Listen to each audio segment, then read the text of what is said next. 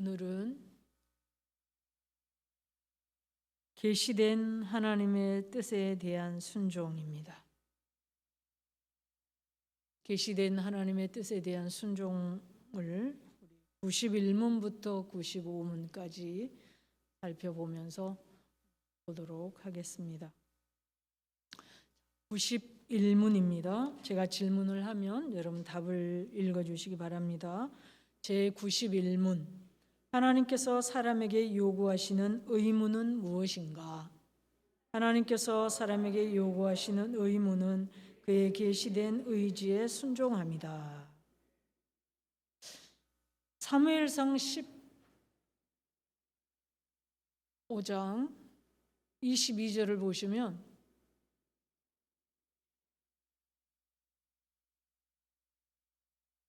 사무엘상 15장 22절을 보시면 사무엘이 이르되 여호와께서 번제와 다른 제사를 그의 목소리를 청종하는 것을 좋아하심같이 좋아하시겠나이까? 순종이 제사보다 낫고 듣는 것이 순양의 기름보다 나으니. 이렇게 말씀하셨습니다. 여러분, 왜 우리는 하나님의 말씀에 순종해야 할 의무가 있습니까? 왜 우리는 하나님의 말씀에 순종을 해야 합니까? 여러분은 너무 믿음이 좋으셔서 원래 순종해야 되는 거지. 그렇죠? 그런데 분명한 이유가 있습니다. 왜냐하면 모든 사람이 하나님의 말씀에 순종하진 않아요. 사실 모두 해야 되는데 이걸 모르기 때문입니다. 첫 번째는 하나님은 우리의 창조주십니다. 하나님이 우리를 만드셨어요. 하나님이 우리의 주인이랄 그 말입니다. 주인이니까 주인의 말을 듣는 것이 합당한 것이죠. 두 번째는 무엇입니까? 우리 그리스도인들에게 있어서 하나님은 죽었던 우리, 멸망했던 우리를 구원하셔서 하나님의 사람 되게 하셨기 때문에, 하나님의 백성이 되게 하셨기 때문에 하나님 말씀에 순종해야 될 의무가 있습니다. 하나님께 순종할 의무가 없다고 주장하는 사람들도 많이 있습니다. 어떤 사람들일까요? 무신론자들이겠죠. 창조주 하나님을 인정하지 않는 거죠. 또 범신론자들도 하나님 말씀에 순종해야 되는 것을 인정하지 않습니다. 모든 것이 다 신적 능력이 있다는 생각하는 거죠. 또 어떤 사람들이 하나님께 순종할 의무가 없다고 주장하느냐? 인본주의자들입니다. 하나님까지도 사람을 위해 존재한다고 생각하는 거예요. 적어도 하나님과 사람이 상호간의 유익을 위해서, 서로의 유익을 위해서 존재한다고 주장하는 사람들이 바로 인본주의자들입니다. 사람 중심의 모든 것이. 그렇기 때문에 하나님께 순종할 의무가 없다고 생각을 하고, 인본주의자들은 뭐에 초점이 있습니까? 사람에게 있습니다.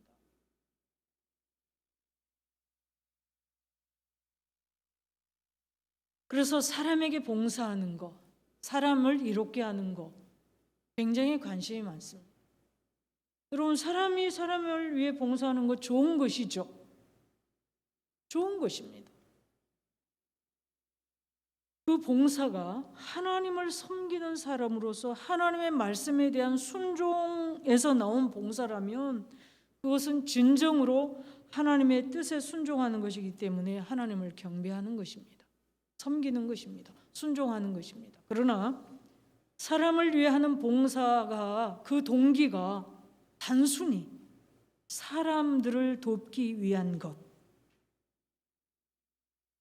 거기에만 초점이 있다면 그것은 하나님을 섬기는 것과는 상관이 없습니다. 아무리 사람이 하는 그 선한 행위가 하나님의 말씀에 기록이 되어 있고 하나님께서 하라고 하신 말씀 내용에 포함되어 있다 해도, 다시 말씀드리면 내가 하는 어떤 행위가, 예를 들어서 제가 하는 어떤 선한 행위가 성경에 기록이 된 행위예요. 그런 선한 일을 내가 한다 해도 그 일을 하는 동기, 마음의 중심이 하나님의 말씀에 써 있기 때문에 그렇게 하는 것이 아니라 그저 사람을 돕기 위한, 하나님 말씀과 상관없이 그저 사람, 거기에서 나온 것이라면 아무리 성경에 써 있는 선한 일을 한다 해도 하나님과 상관이.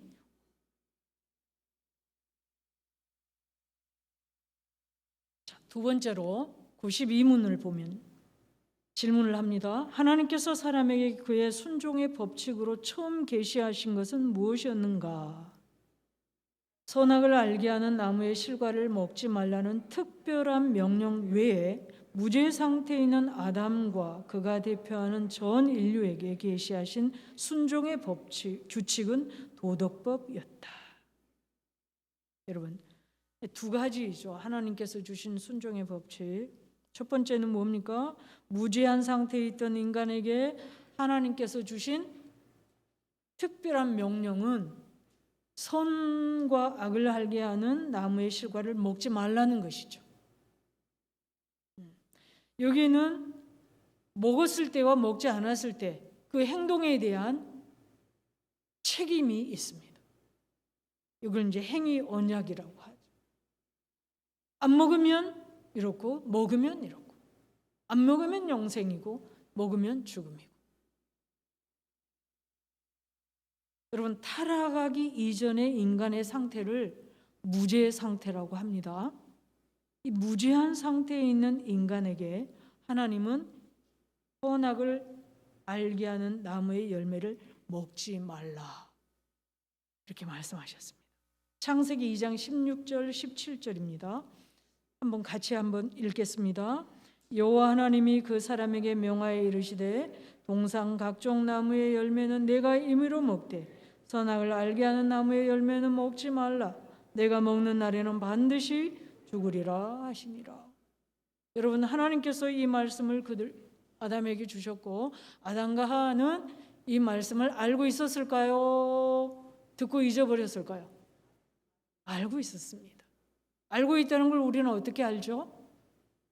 뱀이 와서 유혹할 때 하와의 대답이 이 내용이거든. 먹으면 죽는다고 하나님 그랬다. 알고 있었어요. 하나님이 주신 명령을 그들은 알고 있었어요. 자, 두 번째, 이 특별한 명령, 선악과를 먹지 말라 하는 이 특별한, 먹으면 죽는다는 이 특별한 명령 외에 하나님께서 인류에게 어떤 순종의 법칙을 주셨는가? 어떤 법을 주셨습니까? 도덕법을 주셨습니다. 도덕법이 뭐냐? 다음에 설명을 드릴 건데 일단 자, 도덕법과 관련해서 좀 설명을 드리면, 하나님은 무죄한 상태에 있는 인간의 마음 속에 무엇을 통해서 하나님의 도덕법을 알 수 있게 하셨냐면 자연 계시, 특별하게 이렇게 해라 저렇게 해라 말씀하지 않으셨어요. 이 선악을 알게 하는 먹지 말라 이거 외에는. 그렇지만 무죄한 상태에 있을 때, 죄 짓지 않은 상태에 있을 때는 하나님이 자기들에게 무엇을 원하는지 그냥 다 알 수 있었다. 자연 법칙을 보면서 하나님이 우리에게 원하시는 게 이거구나 알 수 있었고 행할 수 있었어요. 무죄한 상태에 있어서 하나님이 무엇을 원하시는지 다 알 수 있었기 때문에 특별히 이건 이렇게 해라, 저건 저렇게 해라, 저건 하지 말아라 이렇게 말씀하실, 특별히 이렇게 계명처럼 말씀을 하실 필요가 없었던 거예요. 그런데 여러분, 무엇 때문에 이 자연 계시를 통해서 하나님의 마음, 하나님이 우리에게 무엇을 원하시는지 알 수 있는 이 마음이 어두워져 버려서 알 수 없게 되었을까요?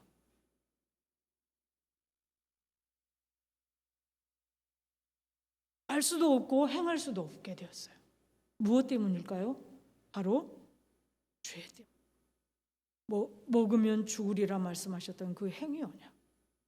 그것을 행하지 않았어야 하는데 행함으로 인해서 자연 계시를 통해서 알 수 있었던 하나님의 마음, 하나님의 뜻을 알 수 없는 상태가 되고 말았고, 혹시 안다 해도, 알 수도 없지만 혹시 안다 해도 행할 수 없는 상태가 되어버린 거예요. 하지 말라는 것을 한 이 죄로 말미암아 인간의 마음이 어두워진 거예요. 왜곡이 된 거예요.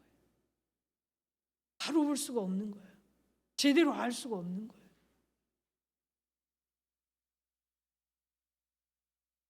그래서 더 이상 자연 계시만으로는 하나님의 마음을, 하나님의 뜻을 알 수가 없고 행할 수도 없게 되었기 때문에 하나님이 무엇을 주셨습니까?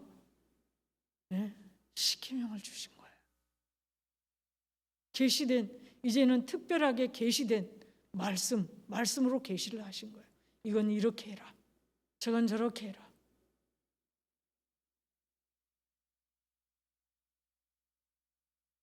그래서 인간이, 이 죄악된 인간이 혹시 구원 길을 찾는다 해도 알 수도 없고 길도 없는 거죠. 하나님의 영, 성령의 빛이 없다면 인간은 하나님으로부터 멀어지는, 하나님을 거역하는 그런 삶을 아주 자연스럽게 살게 되어 있는 그런 상태가 되고 말았다는 것입니다. 자, 그래서 결국은 하나님의 특별 계시가 필요했고 기록된 성경이 주어지게 된 것이죠. 그러면 여러분, 도덕법은 무엇일까? 자연 계시만으로도 알 수 있었던 그 하나님의 뜻, 하나님의 마음은 무엇인가 하는 것입니다. 93문 도덕법은 무엇인가? 답을 읽어주시기 바랍니다. 도덕법은 인류에게 선포된 하나님의 의지이다. 모든 사람이 개별적으로 온전하게 영원토록 이 법을 지켜 순종하되 마음을 다하고 성품을 다하고 힘을 다하여 하나님과 사람에게 마땅히 해야 할 모든 의무를 성결과 의로 행하도록 지시하고 요구한다. 이 도덕법을 지키면 생명을 약속하고 이것을 위반하면 죽음으로 경고한다. 여러분, 많이 들어본 말씀이죠. 도덕법의 내용을 누가복음 10장 26절 27절에서 이렇게 말씀하고 있습니다. 제가 지금 답에 줄 그어놓은 그 내용입니다. 예수께서 이르시되 율법에 무엇이라 기록되었으면 네가 어떻게 읽느냐? 대답하여 이르되 내 마음을 다하고 뜻을 다하며 힘을 다하여 주 너의 하나님을 사랑하고 또한 내 이웃을 내 자신같이 사랑하라 하였나이다. 이것이 하나님의 도덕법이에요. 이것을 죄 짓기 전에는 자연 만물을 보면서 하나님이 지으신 이 세상을 보면서 알 수가 있었어요. 아, 우리가 하나님을 사랑하며 살아야 돼. 서로 사랑하며 살아야 돼. 알 수 있었어요. 그런데 죄로 인해서 이것을 알 수 없게 된 거예요. 제대로 알 수가 없어요. 아는 것 같은데 제대로 몰라요. 그런 상태가 돼요. 그래서 하나님이 십계명을 통해서 하나님을 사랑하는 것과 서로 사람을 사랑하며 사는 것에 대해서 이렇게 하는 것이 바로 하나님을 사랑하는 것이고 이렇게 하는 것이 사람을 사랑하는 거야, 이웃을 사랑하는 거야 하고 알려주셨어요. 그게 십계명입니다. 그래서 십계명을 우리가 늘 이렇게 말하지 않습니까? 하나님을 사랑하는 것, 사람을 사랑하는 것. 그래서 하나님을 어떻게 사랑하는지를 모르니까 하나님이 알려주셨죠. 1계명, 2계명, 3계명, 4계명. 이렇게 하는 것이 하나님을 사랑하는 거야. 이렇게 하는 것이 사람, 이웃을 사랑하는 거야. 온 몸과 마음과 뜻을 다해서 이렇게 나를 사랑하고 또 이웃을 사랑하는 것이 내가 너희들을 향해 원하는 삶이야. 또 알려주죠. 그래서 10계명을 우리는 1계명, 2계명 이렇게 그냥 넘길 게 아니라 하나님을 사랑하는 방식이니까 이 온 몸을 다해서 이렇게 산 이웃을 사랑하는 삶의 태도와 중심, 행동들이니까 그걸 우리가 자세히 알고 익혀서 그렇게 살려고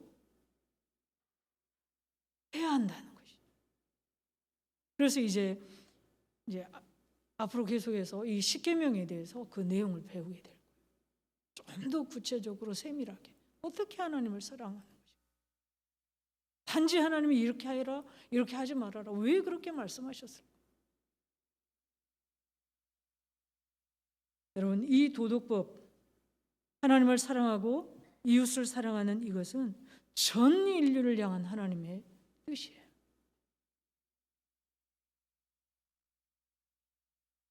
그래서 누가 하나님의 이 도덕법의 지배를 받느냐? 이제까지도 살아왔고 지금도 살고 있고 앞으로도 살게 될 모든 사람들이 이 하나님의 도덕법에 이 도덕법을 따라 살아야 할 의무가 있는 거예요.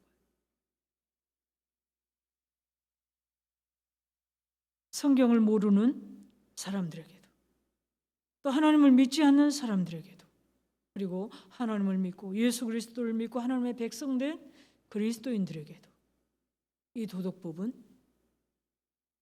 지켜야 할 하나님의 뜻입니다. 그래서 로마서 1장 19절을 보면 이렇게 말씀하시죠. 이는 하나님을 알만한 것이 그들 속에 보임이라. 하나님께서 이를 그들에게 보이셨느니라.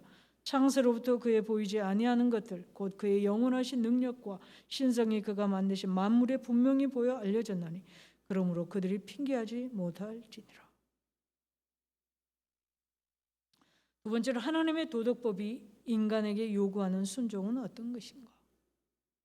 하나님의 도덕법은 완전한 순종 그리고 전 인생을 통한 순종을 원하십니다.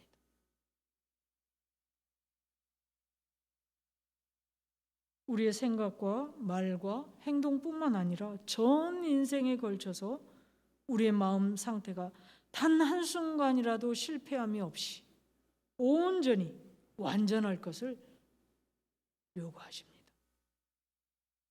그래서 누가복음 1장 75절을 보면 이렇게 말씀하죠. 종신토록 주의 앞에서 성결과 의로 두려움이 없이 섬기게 하리라 하셨습니다. 종신토록. 여러분, 이 하나님의 말씀은 우리가 단순히 착한 사람이 될 것을 요구하는 것이 아니라고 말씀드렸습니다. 하나님의 말씀이니까 이 하나님의 말씀에 완전히 순종할 것을, 완전히 순종하는 사람이 될 것을 하나님은 우리에게 요구. 여러분, 완전하게 순종하는 것 언제 가능했습니까?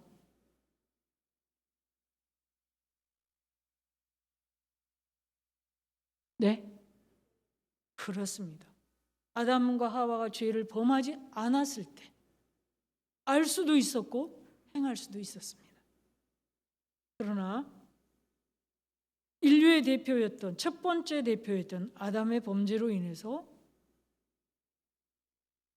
죄인으로 태어난, 죄 가운데서 태어난 우리에게는 이 완전함에 도달할 힘이 없습니다. 도달할 수가 없습니다. 도달할 수 없다 이 말은 완전함을 사실은 잘 알 수가 없습니다. 우리는 우리의 지식이 상당하다고 생각하지만 사실은 완전히 뭔지도 모르고 진정한 선이 뭔지도 모르고 진정한 의도 사실은 모른다고 보는 것이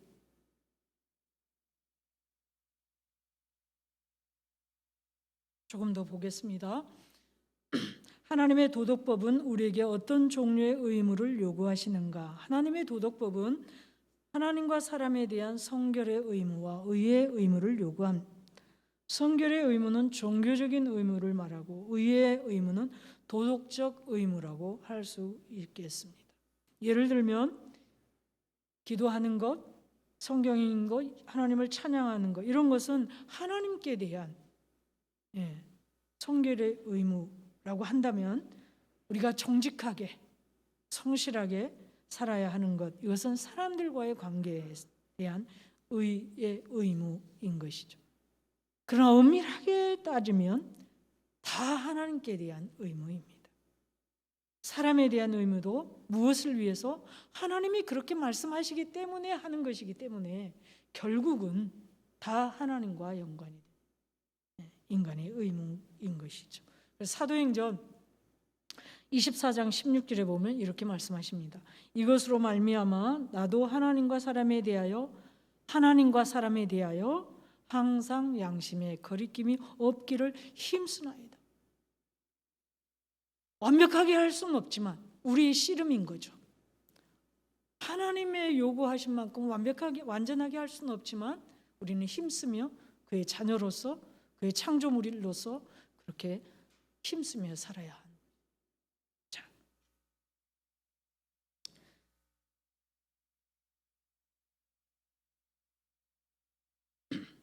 어떤 의무들은 직접적으로 하나님께 돌려야 하는 의무가 있죠.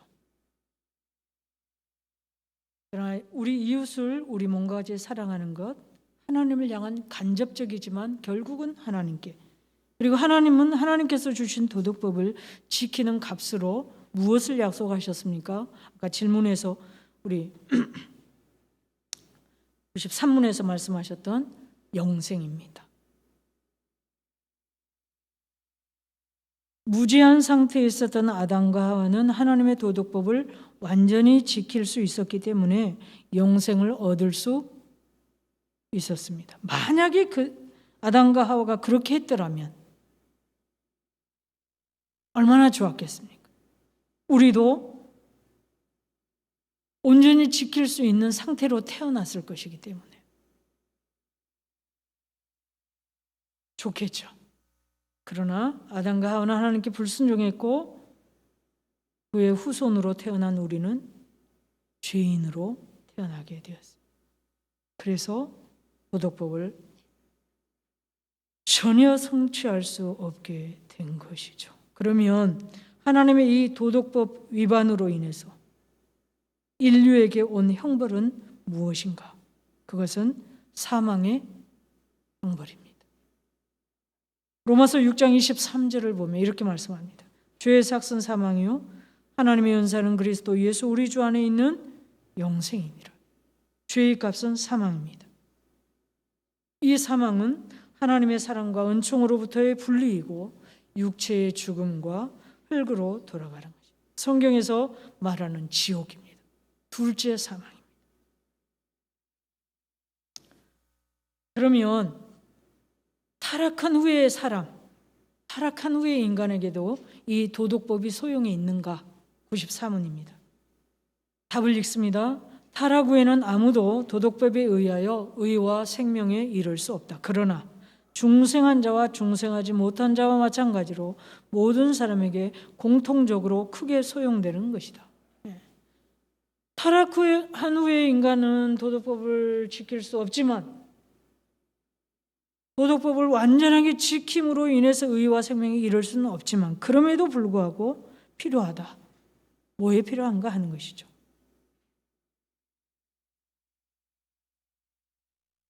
95문에서 그 답을 말하고 있습니다. 제 95문 도덕법이 모든 사람에게 무슨 소용이 있는가? 모든 사람에게입니다. 중생한 자나 그렇지 못한 자는 모든 사람에게 왜 필요한가? 어떤 유익이 있는가? 어떤 소용이 있는가? 어떤 필요가 있는가 하는 것입니다. 자, 답을 한번 읽어보겠습니다. 도덕법이 모든 사람에게 소용되나니 하나님의 거룩한 성품과 뜻과 그들이 따라서 행해야 할 의무를 알게 하는 데 소용된다. 또 도덕법은 그들이 이를 지키는 데 무능함과 그들의 성품과 마음과 생활의 죄악된 타락성을 확신케 하여 그들로 하여금 그들의 죄와 재난을 느껴 겸손케 함으로써 그리스도와 그에게 완전한 순종의 필요성을 보다 더 명백히 깨닫게 하는 데 도움이 된다. 뭐라고 설명하는지 잘 모르겠지만 두 가지로 정리해서 말씀을 드리겠습니다. 첫 번째, 도덕법은 하나님에 관한 진리의 계시다. 하나님께서 이렇게 해라, 이렇게 해라, 저렇게 해라 이렇게 말씀하시지 않습니다. 자, 레위기 11장 45절 끝부분을 보면 이렇게 말씀하시거든요. 내가 거룩하니 너희도 거룩할지어다.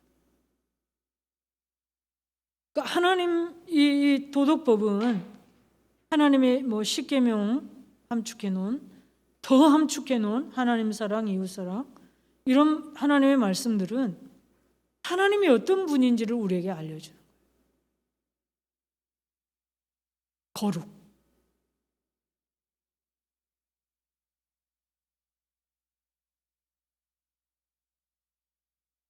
앞서도 말씀드린 것처럼 사실 우리는 인간은 무엇이 옳고 그른지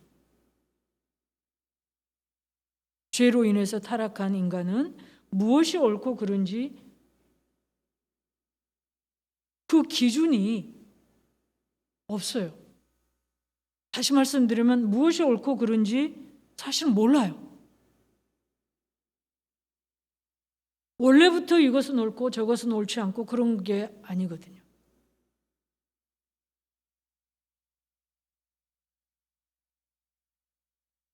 하나님이 이렇게 해라 하신 것이 옳은 것이에요.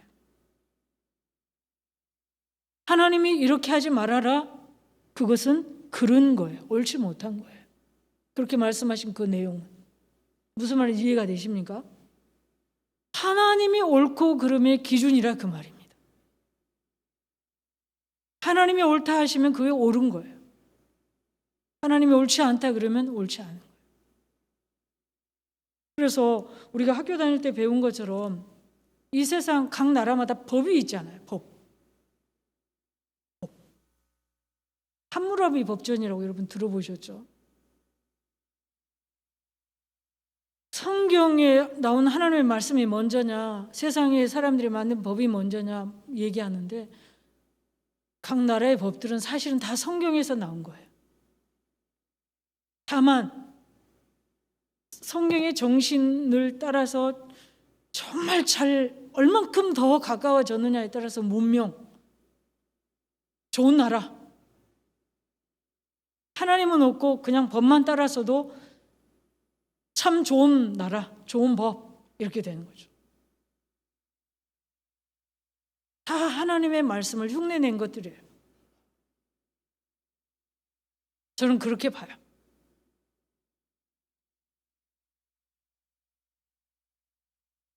하나님이 옳다. 하나님이 그렇게 거룩하신 하나님이 그렇게 말씀하시기 때문에 이렇게 해라 했으니까 그렇게 하는 게 옳은 행동인 거예요.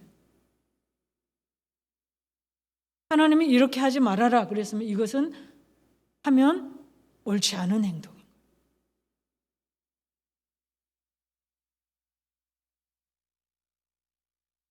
그래서 하나님은 이렇게 하라 혹은 이렇게 하지 말라 이런 것을 통해서 하나님이 어떤 분인지를 우리에게 알려주신, 우리가 어떻게 살아야 하는지를 알려주신 것입니다. 두 번째, 모든 사람에게 이 도덕법이 어떤 유익이 있는가 하는 것이죠.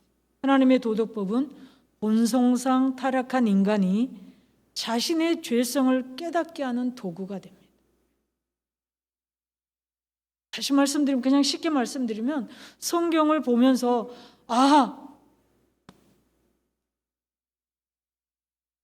내가 잘못 행동했구나, 내가 잘못 말했구나, 내가 한 이런 행동은 잘못 고쳐야 되는구나, 죄를 깨닫게 해준다. 두 번째는 예수 그리스도께로 인도해 준다. 그래서 로마서 3장 20절을 보면 이렇게 말씀하시죠. 그러므로 율법의 행위로 그의 앞에 의롭다 하심을 얻을 육체가 없나니 율법으로는 죄를 깨달음이니라. 하나님의 도덕법은 온 인류에게 주어진 것입니다.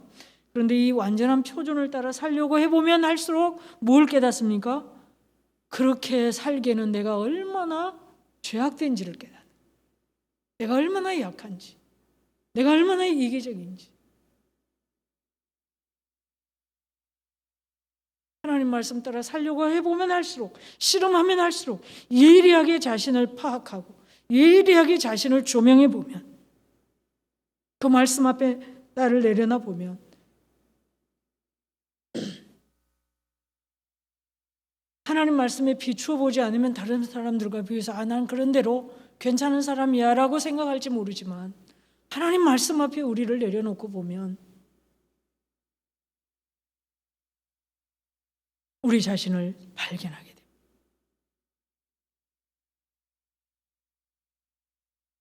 이런 자신을 발견할 때마다 어떻게 됩니까? 나는 참 부족하구나.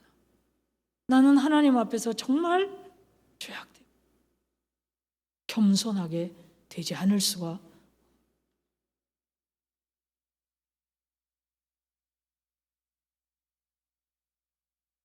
자신의 실체를 하나님 말씀 앞에 예리하게 갖다 대면 될수록 이 사실을 깨닫고 교만할 수가 없는 거예요. 그러나 하나님 말씀 앞에 자신을 예리하게 비추지 않으면 나는 지킬 수 있어. 옛날 유대시대 예수님 당시 바리새인들처럼 우리는 다 지킬 수 있어.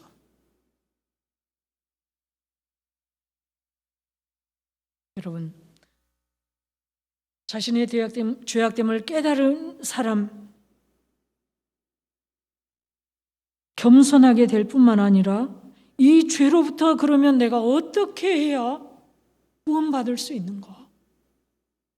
도저히 안 되는 이 죄, 이 연약함, 이 무지함, 이 이기적, 이 죄악된 나가 어떻게 해야 구원받을 수 있는가 하고 구원의 길을 찾게 된다. 구원의 필요성을 갖게 되는 거죠. 그래서 결국은 어디로? 예수님밖에 없고, 예수님만이 나를 이 죄, 이 사망에서 건져낼 수 있는 유일한 분이구나. 그래서 성경은 갈라디아서 3장 24절에서 뭐라고 말씀하냐면, 율법, 하나님의 법을, 이런 도덕법, 십계명 이런 말씀들을 그리스도에게로 우리를 인도하는 초등교사다. 그렇게 말씀하셨습니다. 이같이 율법이 우리를 그리스도께로 인도하는 초등교사가 되어 우리로 하여금 믿음으로 말미암아 의롭다함을 얻게 하려 함이라. 그리스도께로 인도해 주는 것이 바로 결국은 하나님의 이 도덕법들. 다 내가 안 되는구나. 그러면 여기서 구원받을 길이 있나? 성경에 보니 예수 그리스도를 믿는 길이구나. 하나님께서 우리 대신해서, 우리는 어떻게 할 수 없기 때문에 하나님의 도덕법을 완전히 성취하실 우리의 두 번째 대표자로, 첫 번째 대표자인 아담은 실패했지만 순종에 실패하지 않으실, 하나님의 뜻에 순종할 두 번째 대표 예수 그리스도를 이 땅에 보내신 것입니다. 로마서 5장 19절에 보면 이렇게 말씀하시죠. 한 사람이 순종하지 아니함으로 많은 사람이 죄인 된 것 같이 한 사람이 순종하심으로 많은 사람이 의인이 되리라.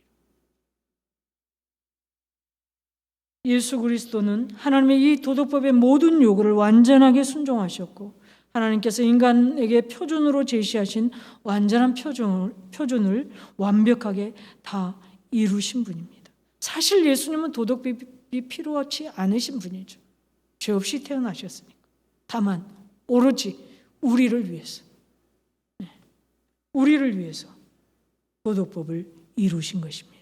그리고 하나님은 예수 그리스도께서 이루신 이 완전한 순종을 예수님을 믿는 모든 사람들의 순종으로 인정해 주시는 것입니다.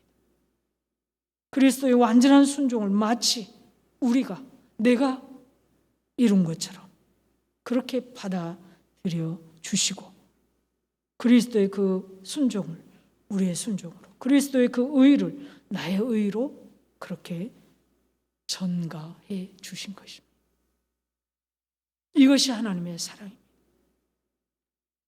그러니 우리가 감사할 수밖에 없습니다. 여러분, 그러면 하나님은 왜 예수 그리스도를까지 보내셔서 우리를 구원하셨을까? 왜 죄 없으신 예수님을 이 땅에 보내셔서 죽게 하심으로 그의 의를 우리에게 입혀주셨을까? 이유가 있지 않겠습니까? 왜 그러셨을까요? 우리도 하나님의 법을 완전하게 지킬 수 있는 원래 상태로 회복시키기 위해서 그렇게 하신 것입니다. 하나님을 사랑하되 하나님께서 기뻐하는 모습으로 하나님을 사랑하고, 내 방식대로 사랑하는 게 아니라 내 필요에 따라 사랑하는 것이 아니라 하나님이 기뻐하는 방식으로 하나님을 사랑하고, 이웃을 사랑하되 하나님께서 기뻐하시는 모습으로 사랑하는 사람으로 살게 하시려고 우리의 죄를 해결해 주신 것입니다. 죄인인 상태로는 온전한 하나님의 사랑과 이웃 사랑을 할 수 없기 때문에 죄를 해결해 주신 거예요. 그러면 완전하게 하나님이 원하시는 모습으로 완전하게 하나님을 사랑하고, 하나님이 원하시는 모습으로 완전하게 이웃을 사랑하고, 여러분, 그날이 언제일까요? 구원 예수 믿는 때 바로 그렇게 될까요? 아니면 10년, 20년, 30년, 50년, 60년 씨름하면 그렇게 될까요? 구원받은 우리도 지금 그 씨름을 하고 있는 거잖아요. 언제 그날이 올까요? 예수 그리스도의 재림과 함께 죽었던 자들이 부활하고 변화돼서 하나님의 완전한 통치를 받게 되는 그날. 지금은 우리가 그날을 소망하면서 하나님의 자녀로서 성령의 감동하심에 순종하여 사는 씨름, 훈련을 하고 있는 것입니다. 그래서 지금은 자주 넘어집니다. 그러나 그때는 우리는 완전한 순종을 할 수 있게 됩니다. 그래서 하나님을 온전히 사랑하고 이웃을 온전히 사랑하고, 이것이 진정한 구원의 완성이고 완전한 회복입니다. 우리에게는 이 소망이 있습니다. 완전히 사랑하며 살 수 있는, 나의 계산이 아무것도 첨가되지 않은 오직 그 하나님의 사랑에 감사 감격해서 하나님이 기뻐하는 모습으로 하나님을 사랑하고 하나님이 기뻐하는 모습으로 이웃을 사랑하는, 이것이 진정한 구원이고, 이것을 주시려고 이렇게 살게 우리를 하시려고 우리를 구원하신 것입니다. 우리의 죄를 해결하신 것입니다. 기도하겠습니다. 참 좋으신 하나님, 감사합니다. 우리를 향해 언제나 변함없이 선하신 하나님의 다스리심을 믿습니다. 하나님의 완전한 통치를 받으며 완전히 순종할 수 있는 그날이 있음에 감사드립니다. 그날을 소망하며 그런 소망을 가진 자로서 오늘을 살아내는 저희들이 되도록 날마다 우리를 인도해 주시옵소서. 우리의 생명의 주인이시고 참 소망이신 우리 주 예수 그리스도 이름으로 기도드립니다.